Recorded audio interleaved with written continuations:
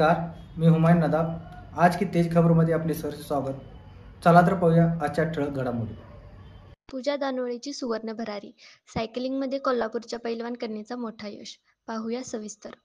उत्तराखंडामधील रुद्रपूर येथे पार पडलेल्या 38व्या राष्ट्रीय क्रीडा स्पर्धेत कोल्हापूरच्या पूजा दानोळेने सुवर्ण पदक पटकावत आपल्या कामगिरीचा नवा कीर्तिमान प्रस्थापित केला आहे। 30 किलोमीटर टाइम ट्रायल या सायकलिंग क्रीडा प्रकारात पूजाने 45 मिनिटे 30.374 सेकंदाचा अवधी घेत विजय प्राप्त केला। या शानदार कामगिरीने तिने महाराष्ट्राला आणखी एक सुवर्ण पदक मिळवून दिले।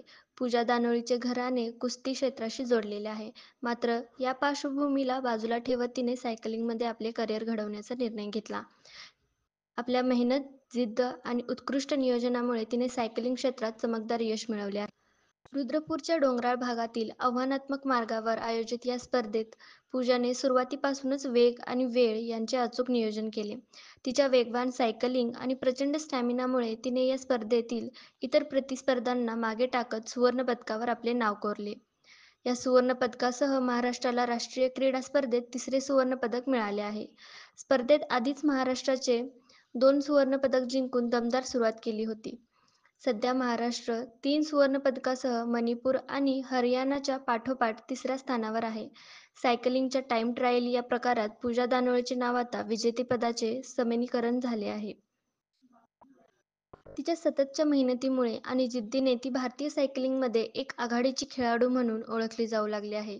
कोल्हापूर जिल्ह्यातील इंगळी गावातील पूजाने कुस्तीचा वारसा असूनही सायकलिंगमध्ये यशाची सुवर्णगाथा लिहिली आहे। तिच्या या यशाने संपूर्ण कोल्हापूर जिल्हा आणि महाराष्ट्र अभिमानाने उंचावला आहे। पूजाची ही कामगिरी तरुण खेळाडूंसाठी प्रेरणादायी आहे। पूजा दानोळीच्या या सुवर्ण यशाबद्दल महाराष्ट्रात आनंदाचे वातावरण असून तिच्या कामगिरीचे सर्वत्र कौतुक होत आहे। रेंदाळ वार्ताहर संतोष शिंगे। नमस्कार, मी पूजा बबन दानोळे। आज 38 नॅशनल गेम्स मध्ये झालेल्या 30 kilometre women's individual time trial road या इव्हेंटमध्ये मला आज गोल्ड मेडल प्राप्त झाले। मला यामध्ये माझी फॅमिली, माझे coaches, cycling association Maharashtra Olympic association यांचे सहकार्य लाभले व त्यामुळे मी हे अचीवमेंट करू शकले।